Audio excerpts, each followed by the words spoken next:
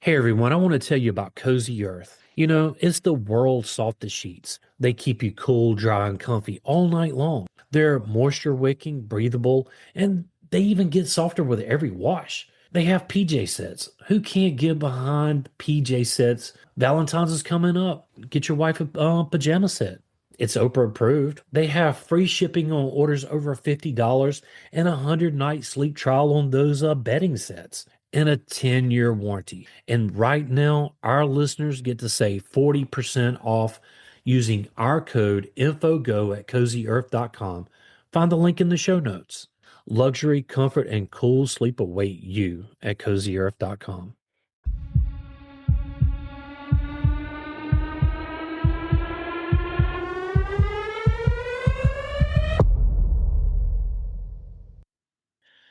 Welcome to the podcast. I'm William, And I'm Kat.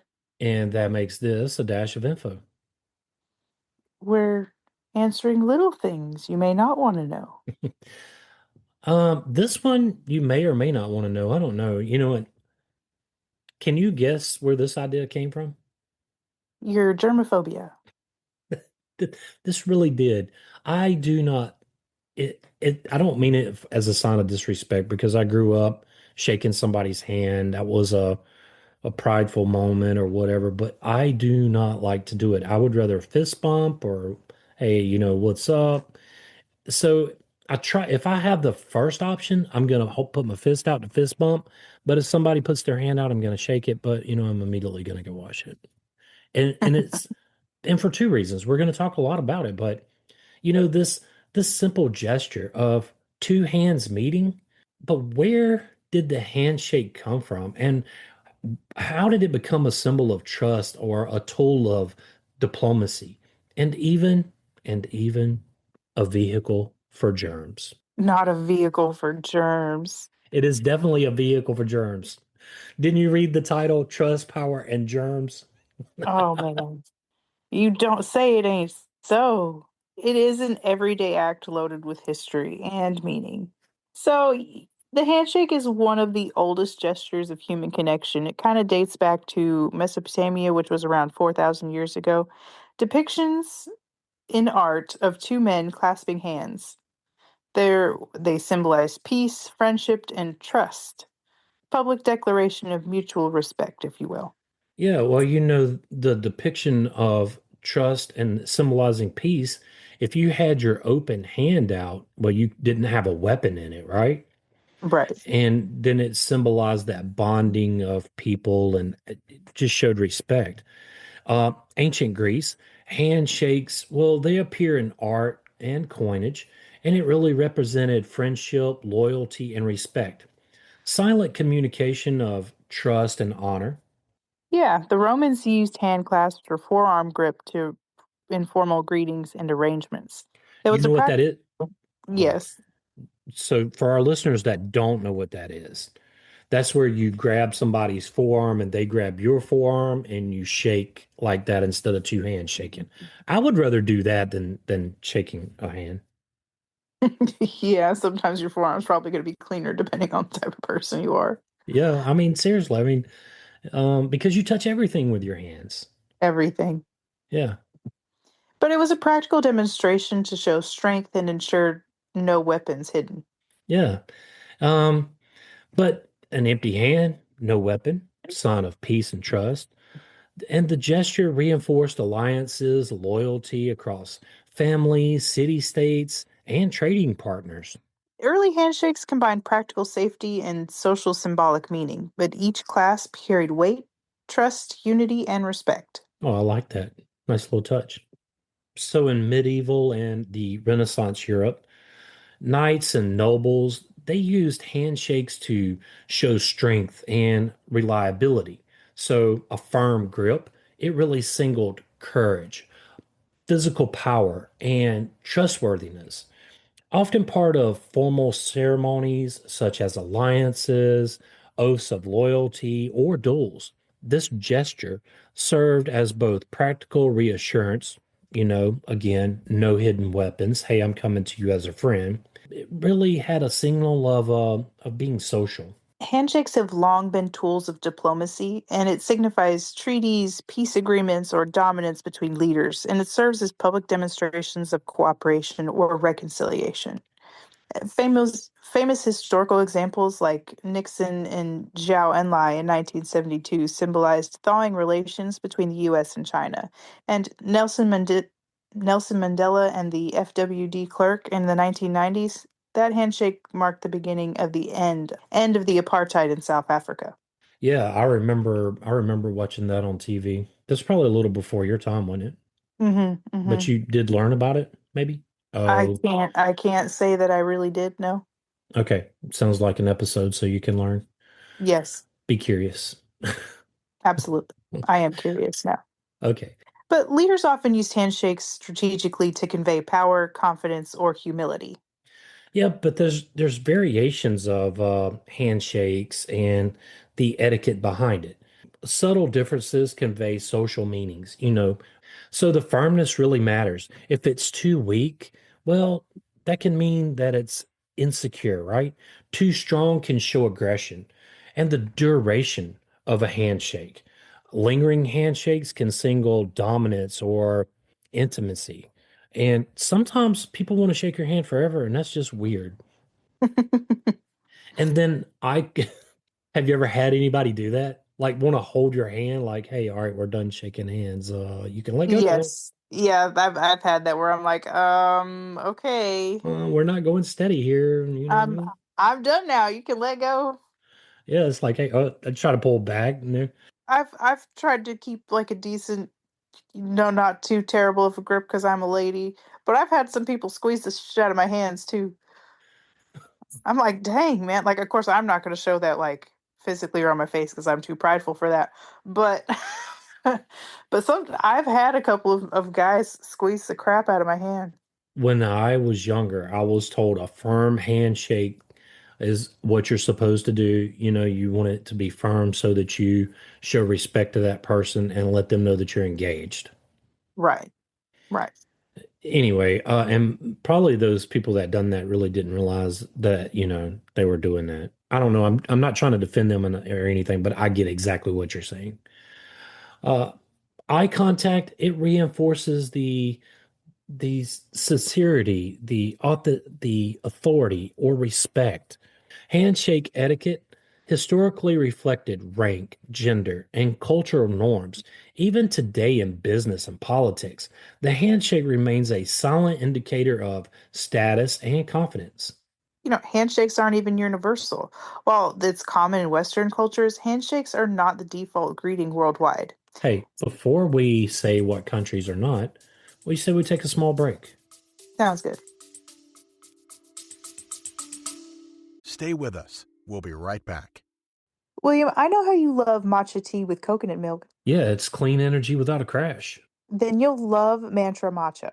They offer super premium ceremonial matcha and 6 superfood infused flavors made from the finest, youngest tea leaves for a naturally sweet, ultra smooth taste. With each flavor, it's infused with powerful superfoods like cacao, ginger, and goji berries. And they also have those classic favorites like banana cacao, strawberry lemon, cinnamon goji berry, plus superfood berry, ginger beet, and rosehip dragon fruit. It's organic, non GMO, gluten free with 0 grams of sugar. You can enjoy it like me, or maybe hot or in a smoothie like Cat. Every purchase helps provide meals to kids through No Kid Hungry. It's at mantramatcha.com. Get 15% off using our code INFOGO at checkout. Both links are in the show notes.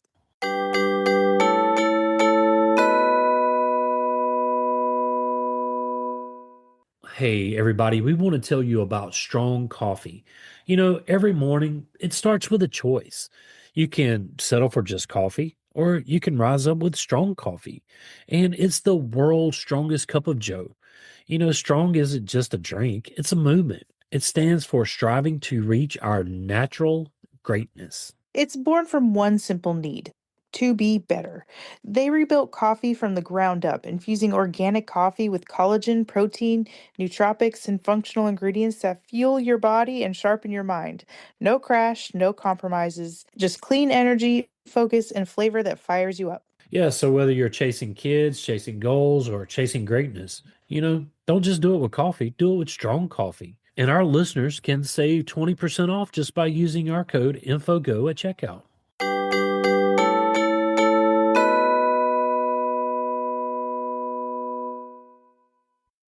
Hey, if you're looking for your favorite band or sports team or TV show, check out Old Glory. They've been in operation since 1969 and they have over 300,000 items.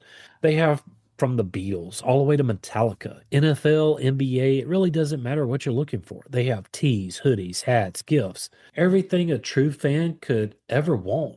And it's family owned and operated. They have fast shipping, free standard delivery on every order. And you know what? Our listeners get a 15% off at checkout using our code INFOGO. You can find the link in the show notes.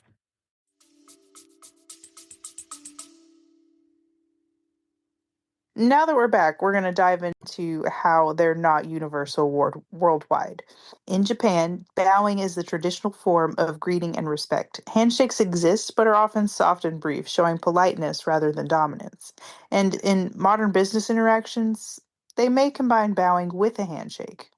Yeah, in Africa and the Middle East, handshakes may include uh, snaps, finger grips, or prolonged contact. And this is often accompanied by additional gestures like touching the heart or multiple hand movements. Each variation communicates friendship, respect, or social closeness. Hey, look, I hope I didn't offend anybody. If a long, during handshake is your culture, that's great. Not knocking it. Nope, not at all. But, historically, social rules dictated who could shake hands. In some cultures, men and women avoided physical contact in public. In others, handshakes were primarily male to male greeting. And today, norms are evolving, but gender, age, and social hierarchies still influence handshake etiquette. Yeah, and then let's get into the thing that really brought this episode about. The germs and public health. Handshakes can transmit bacteria and viruses, making them a vessel for disease. Historical outbreaks like flu or influenza, colds, COVID, even the common cold is spread more easily through hand contact. And studies show that frequent handshakes in workplaces and public spaces, well, they have a much higher rate of infection rates. Mm-hmm. Just to kind of touch on something here, I was in a place of business the other day, and this guy literally had his hands down the front of his pants, like jogging pants, and was like would take a hand out, touch something, put it back, had the basket in his arm, and I'm sitting here thinking, ah, like this is literally why I want to wipe stuff off when I get home. Yeah, Anyway. absolutely. Handshakes were replaced by fist bumps, elbow taps, or waves, and it highlighted social tension between social norms and public health safety. Even as restrictions eased after the pandemic, some hand hygiene habits and alternative greetings persisted. Yeah, I've never done the elbow tap, but I like that. Hmm. I don't know about the wave. I would rather, the fist bump or the elbow tap, that way you at least got some contact to show, that you're sincere. I don't Right. think the wave would be sincere. Again, handshakes remain a symbol of trust and goodwill, yet they carry that biological risk. People now weigh social etiquette against health concerns. Sometimes this leads to awkwardness or avoiding the handshake. The gesture embodies the balance between human connection and self-protection. If somebody pulls back, like I'm not the engager of a handshake, but if somebody pulls back, you know, you got to take that person into consideration. Right. You know, hand like we've said, handshakes still remain a key part of professional etiquette. It's used in job interviews, business meetings, and networking events. It signals confidence, trustworthiness, and respect. And socially, handshakes mark greetings, farewells, and agreements. It is often accompanied by other nonverbal cues like eye contact and smiles to reinforce sincerity. Remote work and virtual meetings have really reduced physical contact, such as handshakes. Alternatives include virtual handshakes. These are emojis, gestures, or verbal greetings. In-person meetings increasingly combine handshakes with other safe greetings like fist bumps or waves. So, as a metaphor, handshakes represent connection, cooperation, and social bonding beyond the literal gesture. It symbolizes agreements, peace, and mutual understanding in both personal and professional contexts. Even in digital interactions, the handshake continues to inspire trust and collaboration. But you've heard through TV and everything else that handshakes are a legal contract. So we have that question, right? Hmm. The historical origins of this were first documented use of the modern handshake in commerce. Well, it dates back to the 17th century, and it was used to seal deals and show trustworthiness. In ancient Greece and Rome, a handshake or dexiosis was a gesture of trust and mutual respect, showing that neither person held a weapon. And over time, it came to seal promises or alliances. And in Greek art, gods and mortals are sometimes shown shaking hands to signify a pact or a bond. Yeah, so that's really where you get that from. So during the Middle Ages, knights and merchants, they would often use handshakes to seal a deal, mainly because during this time, most people couldn't really read or write. Right. And a hand claps was considered binding under one's honor. Breaking it could damage a person's reputation. Some early legal systems, like the Anglo-Saxon law, well, it recognized a handshake and word as a valid form of agreement before written contracts became standardized. Yeah, and by the 17th and 18th centuries, especially in England and colonial America, the handshake became the mark of a gentleman's agreement, a verbal promise sealed by trust. And in modern law, a handshake deal can still be legally binding if there is evidence that both parties agreed and acted on it. Yeah, even though written contracts dominate, the handshake really remains a symbol of integrity and commitment, a physical way of saying, my word is my bond. So let's get back to the original question here. Does a handshake hold up in court? Number one, there's offer and acceptance. Both parties must clearly agree on the terms. And two, there's consideration. Something of value must be exchanged money, service, or goods. And then the intention to create legal relations. Both parties must intend for the agreement to be legally binding. And then certainty of terms. The agreement must be defined in detail enough that the court can determine what was promised. There are limitations to what is held up in court. One, proof. It's the biggest challenge is proving the agreement ever existed and what actually was agreed upon. Witnesses, written notes, emails, or other supporting evidence can really help solidify this. Right. And certain contracts must be written. Some agreements, such as real estate sales or contracts that cannot be performed within a year, generally must be in writing under the statute of frauds. And then jurisdiction differences. Well, because laws they vary by country or state, so enforceability it may differ widely depending on where you're at. So, the bottom line here is a handshake deal can be legally binding, but it's really much riskier than a written contract because proving the terms can be extremely difficult. Courts will typically honor oral agreements if there's sufficient evidence and the contract isn't one that legally must be written. So, there you have it. Handshakes, trust, power, and germs. The more you know, Yeah, fist bump if you see me. please. I actually, I would do the arm clasp there. I mean, it wouldn't be something I would be comfortable with, but because somebody would still be touching me with their hand, I would rather fist bump in any way. I'd rather fist bump too. Yeah. Oh, so have I started to rub off on you, or have you always been that way? I've always kind of preferred to fist bump versus handshakes or wave, honestly. Wave. Yeah. See, the wave But is if not personal to me. well, if somebody reaches out their hand, then I'm gonna, handshake, okay, but I'm not like actively gonna go reaching. Same. That's me in a nutshell. And like I said, I grew up handshakes. That's the way it worked. But Anyway, if you have something you want to ask a question about this episode or want to comment on this episode, you can do so at Facebook. You can do so at our email address. Yeah. And if you would like to support this podcast, tell a friend and help get the word out. If you would like to help us keep the show going, you can do so at Patreon. We put new stuff in there all the time. And soon we're going to put some exclusive stuff in there like extended episodes and uncut versions. I was going to say blooper reels. Yeah, blooper reels, uncut versions.